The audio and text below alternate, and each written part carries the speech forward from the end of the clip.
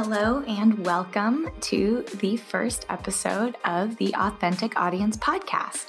My name is Krista Ripma and I will be the host of this podcast. We have a marketing agency based out of San Francisco, and saying all of that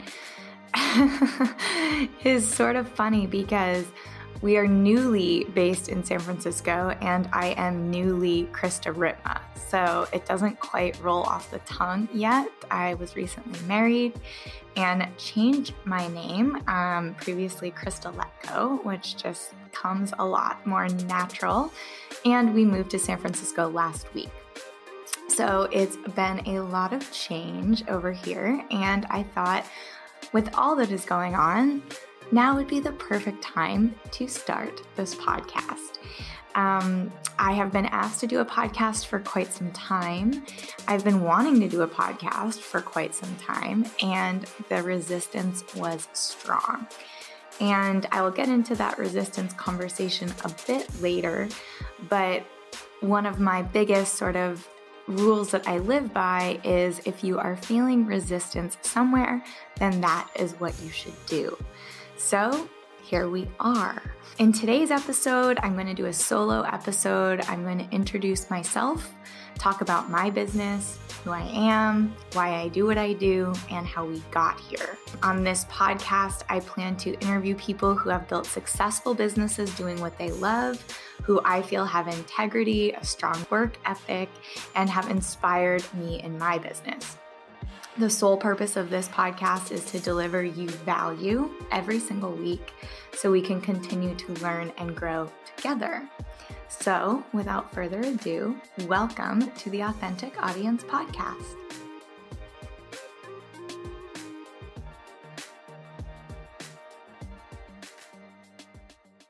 So, I get a lot of questions from all over the place, really, on what exactly is it that you do.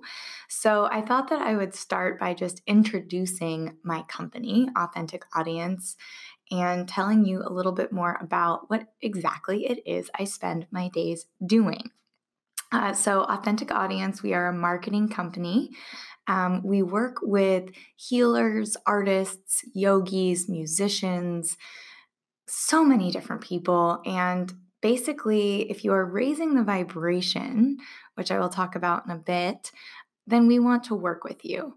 If you have an authentic, meaningful offering, I want to work with you. I pretty much want to work with everyone. I love business. And it took me a long time to be able to actually say that. I'll get into my story here in a moment. But one of my gifts is helping people market and sell honestly. What a concept. So at Authentic Audience, at the day-to-day, we have an agency side. So we have clients that work with us and we do everything for them. So we build their Facebook ads, we send their emails, we manage or consult on their social media strategies. We build content, I shoot content, we edit content, we travel all over with our clients. These people are truly, truly, truly why I get up in the morning. That is the agency side. Then we have a program where we are, we're changing it, evolving it all of the time. But basically, we have developed sort of a program where instead of doing everything for you, we share with you our strategy. We have a very specific strategy. However, each particular client needs their own sort of custom version of that strategy.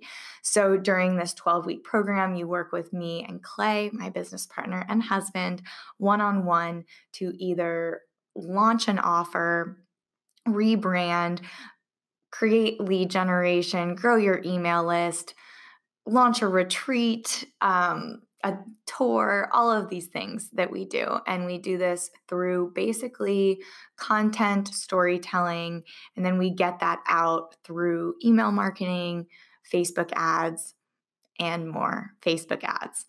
So that is what Authentic Audience does. I also offer one-off brand consults.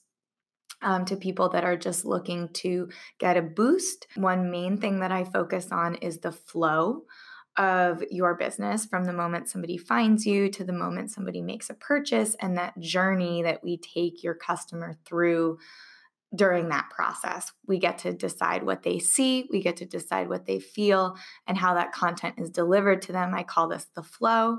And wherever the break in the flow is happening is usually where I start.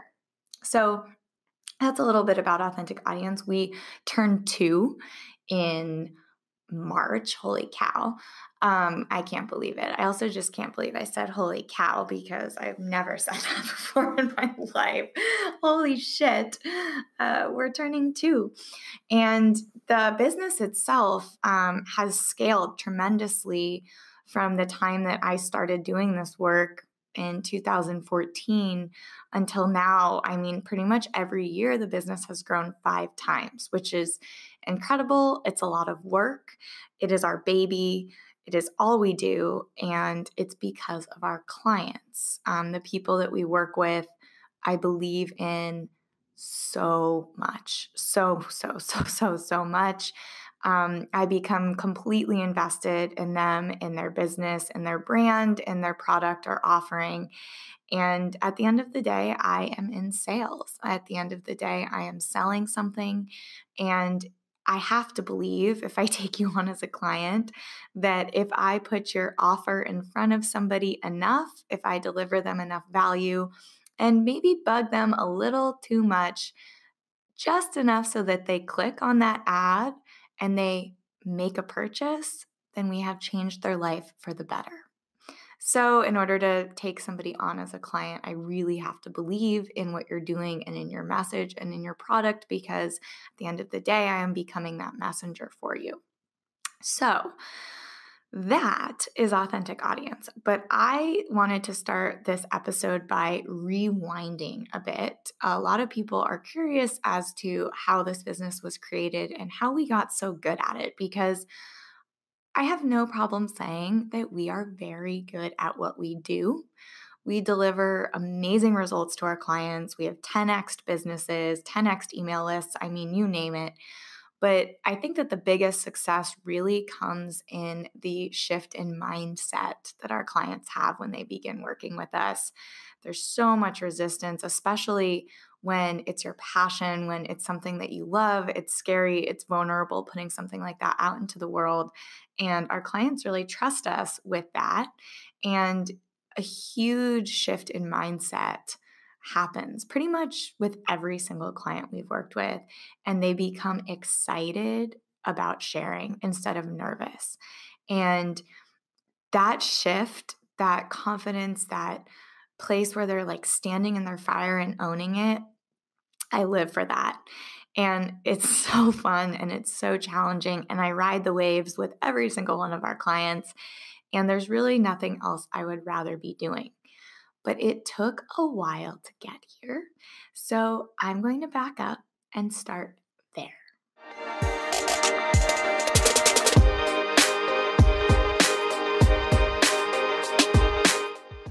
So basically, ever since I can remember, I wanted to be a movie producer.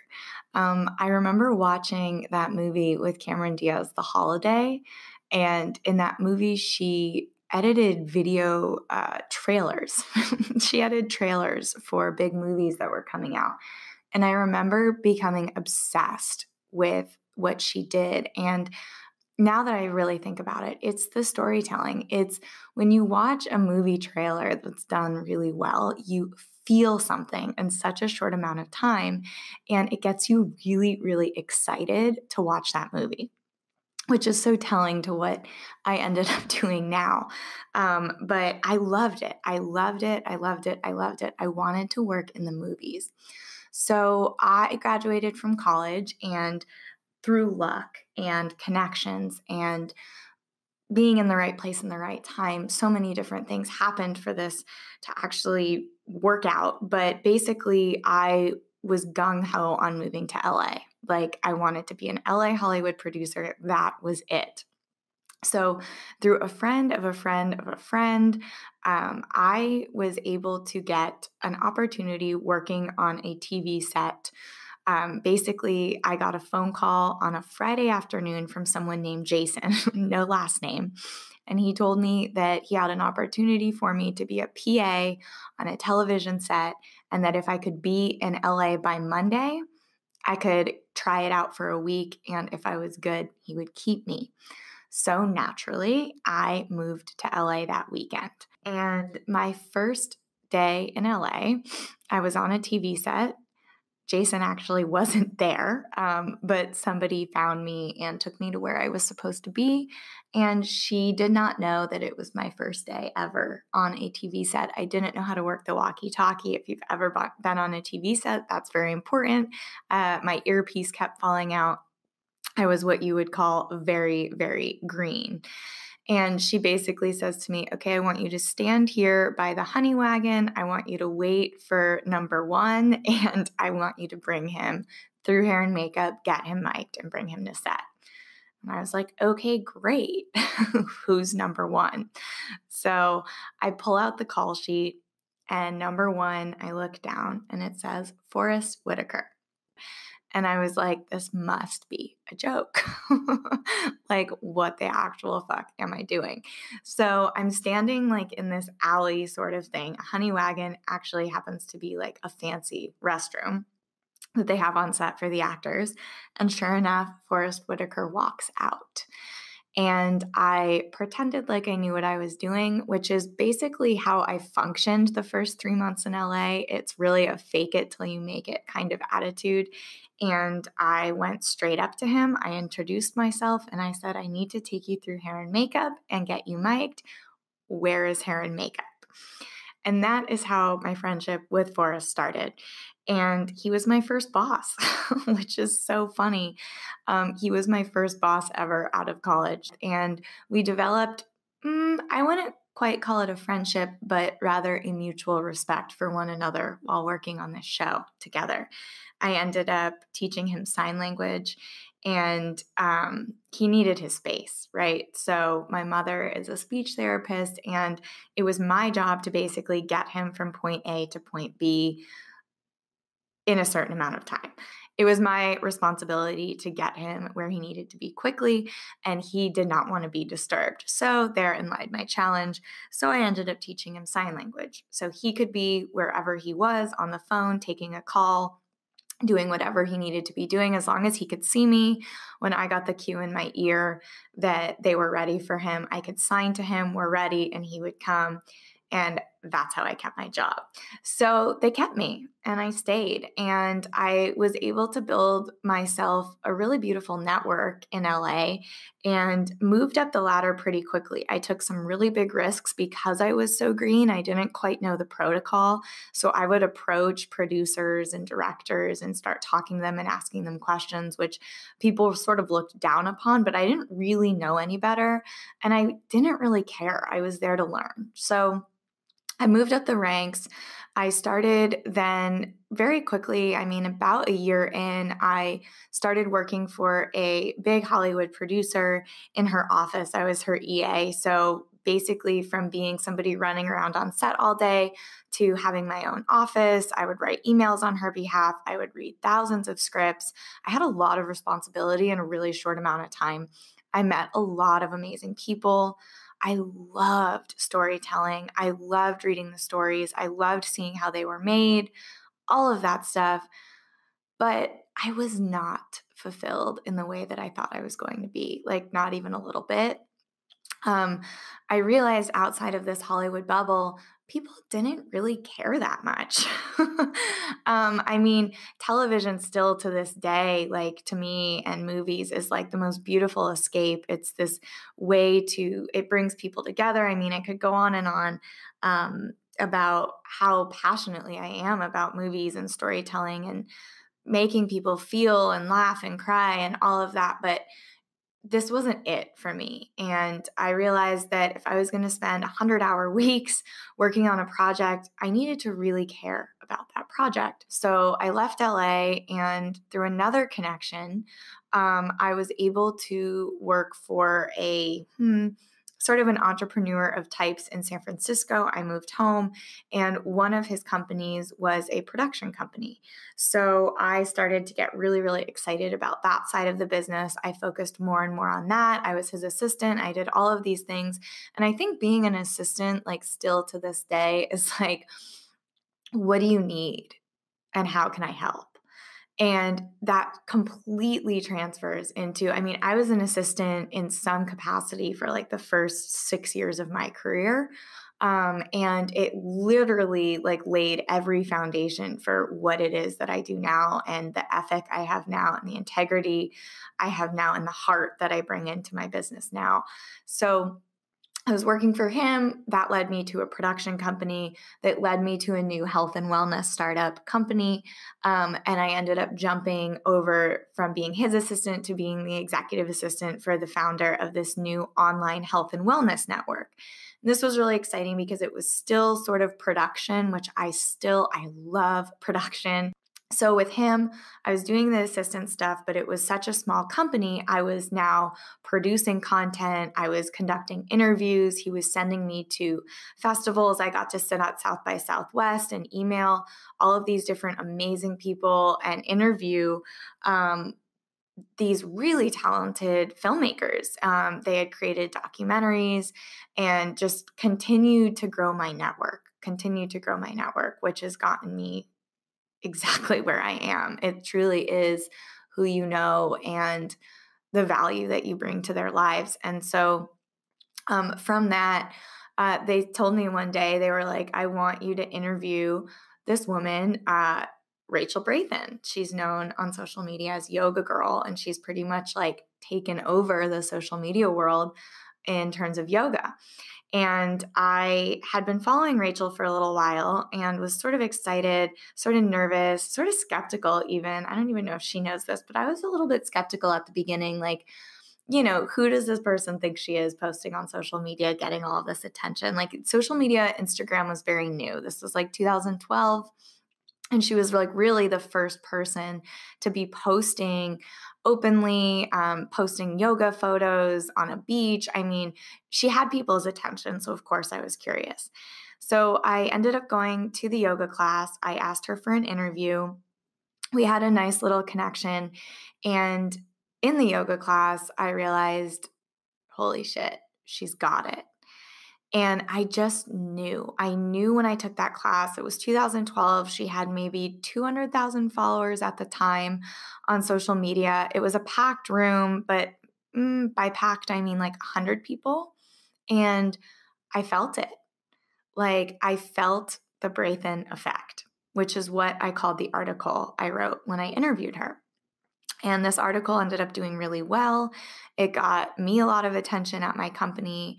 It got her a lot of attention at the time. So it was sort of like a mutually beneficial interview that we did together. And we had a really beautiful connection during that interview. So when that company I was working for told me that they were losing funding and they couldn't afford to pay me anymore, the same day I was going through a breakup, I emailed Rachel. And I asked her basically what to do. We had become friends at this point. And she said, I'm leading a retreat in Aruba next week. We just had a cancellation. You're coming. And I said, great. Where's Aruba?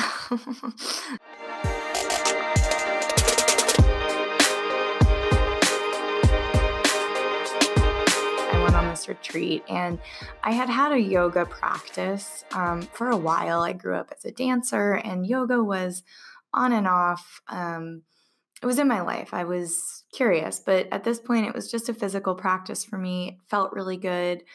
I loved doing it, but the effects of yoga that I feel today were not there yet.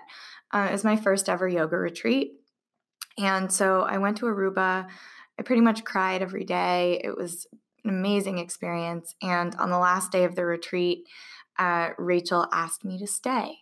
She said, I need an assistant. Things are growing really quickly, and it sounds like I could use your help. And when she told me everything that she needed me to do, I realized, yes, she needs a Krista. So I moved in with her the day after the retreat and lived with her for the next 6 months or so in Aruba.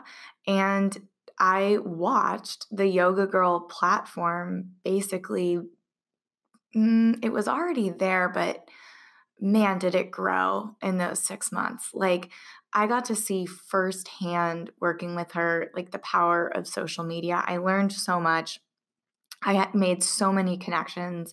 I went on so many yoga retreats. I was practicing yoga every single day, connecting with yogis from all over the world, and just watching and learning from her the beauty and the power that can exist with an authentic social media following and the financial success too. Like, she was able to build her business. I mean, it's 2019 now, and the Yoga Girl platform is one of the biggest yoga platforms in the world. She has over 2 million followers, many different companies, yoga studio.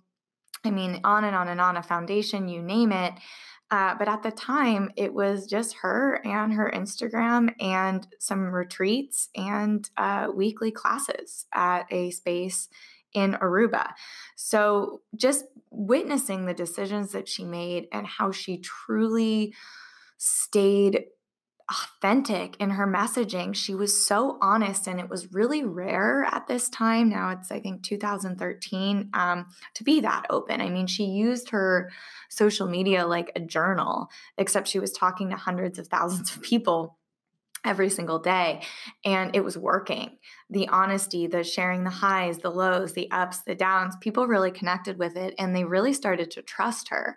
So when she would put out a retreat or put out any type of event or tour or you name it, it would sell out without any ads, without any marketing really, other than her organic social media following. And of course, with the algorithms and the way Facebook is now, it's not quite possible to do that in the way that she did it these days, just because, for example, if you post something, only 10% on a good day of your followers are even going to see it. But that's not how it was back then. So she was really connecting with a lot of people every day in a super honest way.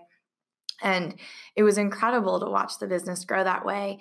And on a personal level, my yoga practice, like, this is when yoga really became a massive part of my life. So, Rachel and I went through a lot together. It was a beautiful time. I was at her wedding. I was there through some really difficult stuff she went through, and just watching how she shared it honestly on social media.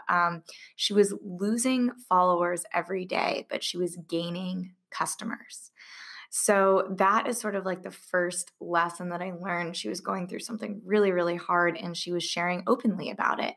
And she lost so many followers, but she gained so many followers in place of that were really connecting with the honesty. And I was just like watching this and learning from this. So fast forward, I ended up being asked by the government to leave Aruba. I hadn't filed my visas correctly. I had moved there on a whim, and I had overstayed my welcome. So after her wedding, I ended up moving back home to San Francisco, continuing to help her with her retreats, run her business from afar. But she really needed people on the ground. So we had a, really awesome friendship and connection and business relationship, but it made more sense for her to get somebody full time and start growing her team. So at that time is when I started taking on clients of my own back in San Francisco. I began with yoga.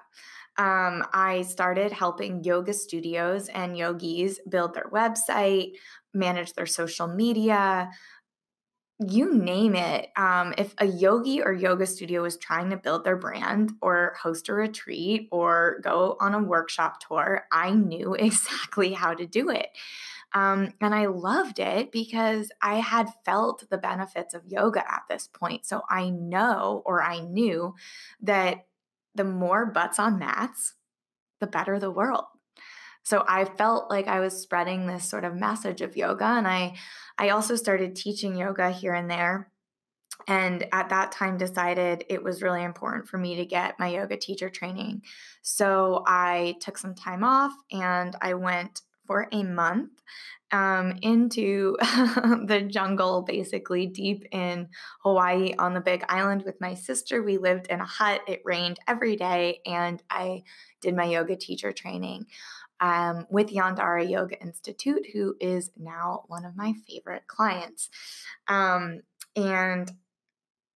there isn't a day that goes by where I don't think about that training. Truly, if you've done a yoga teacher training, you know what I'm saying. But I also was certified in Reiki on that training. I went on to get certified as a Reiki master. My whole yoga practice, philosophy, idea, everything was just like blown open. And I realized like I have to find a way to connect my love and passion for yoga with my love and passion for growing a business, which I actually was already doing.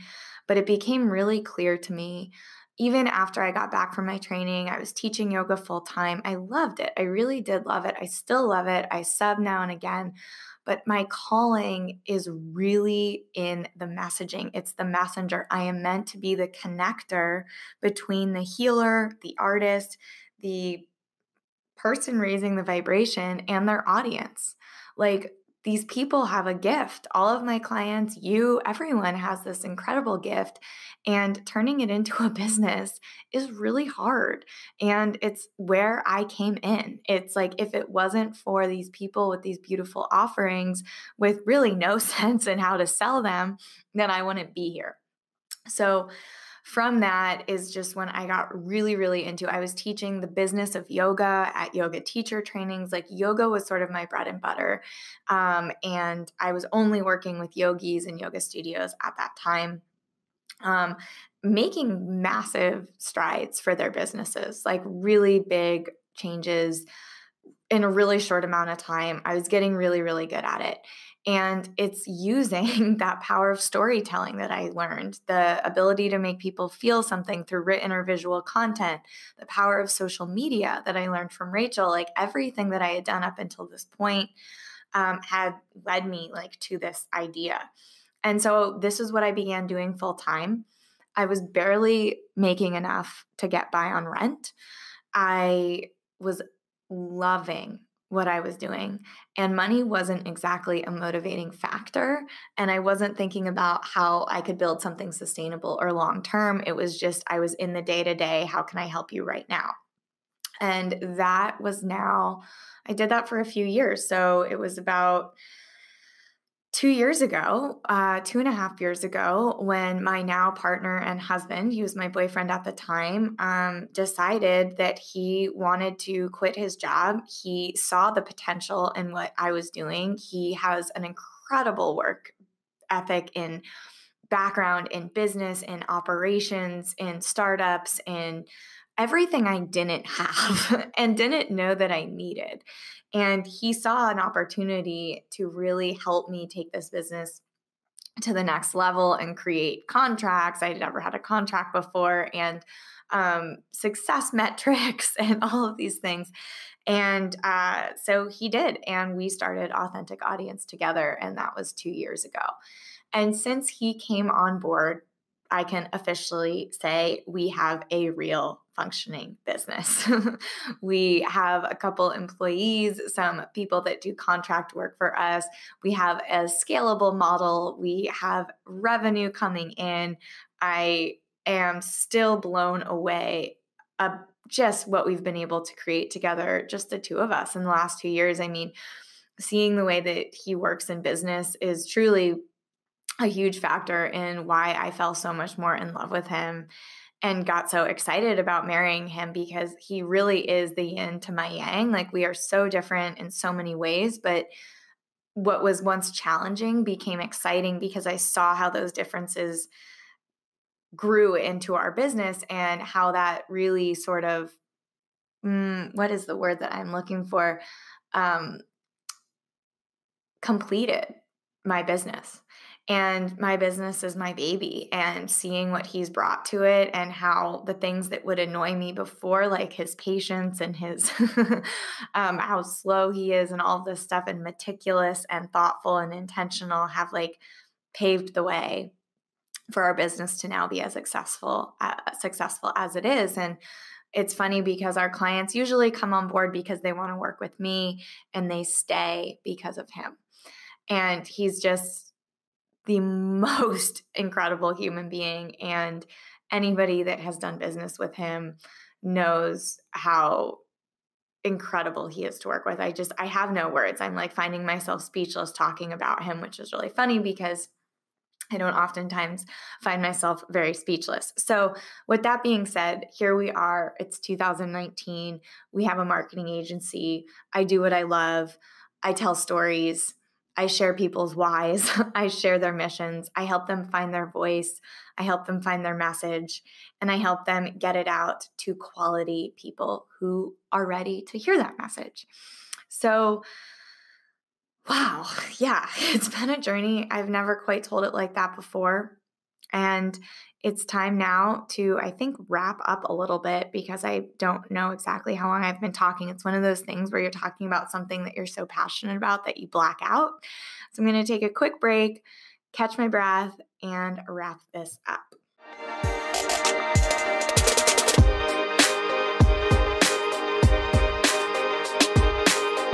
So that is the story in a nutshell of Authentic Audience, of how we came to be where we are and why I am so passionate about what I do. It's so special, and the people we work with are so special. And it's one reason why I wanted to create this podcast, because now I have this wonderful network of human beings, of colleagues, of friends that inspire me in my business every day.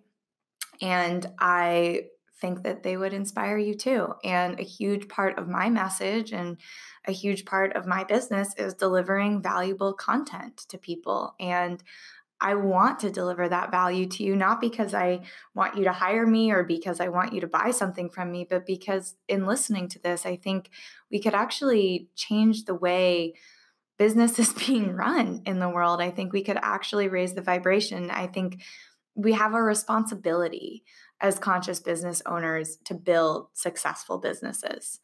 We have a financial responsibility to be successful, because then we can help more people. And there's so much that comes into play when starting a business, when building something that has this sort of like underlying dharma or purpose or message that you love, that is your gift, and how we create offerings that bring you into that messaging, that bring your gifts into the world. It's truly what I live for. And it is possible. I'm telling you right now, it is possible to market and sell authentically. Before, I had a hard time even saying I was in marketing because the industry has such a bad reputation and selling feels slimy, and it doesn't have to be that way. And through the people I work with and the businesses that inspire me, the most effective marketing is the honesty, it's the authenticity, it's the storytelling, it's coming back to your why over and over and over again. And that's what I want to do on this podcast. I want to tell stories. I want to hear other people's stories. I want to inspire. I want to grow. And that's all I ever really want to do every single day, is keep growing, keep growing, keep growing in my spirituality, in my relationships, in my yoga practice, and of course, in business. And the backside of businesses, the underside of these spiritual or healing or wellness businesses, is not often talked about. So I want to talk about it. And I think it's important to learn from these thought leaders on how they built it, the mistakes that they made, decisions they had to make, all of the things. So this podcast is going to be just that, all of the things. But the main thing is community, connection, inspiration, love, etc. So if you've listened this far, I thank you very, very much for joining me. I have our future guests lined up. I'm not sure which order, but I cannot wait to introduce them to you. Many of them you already know, I'm sure. But until next time, keep growing.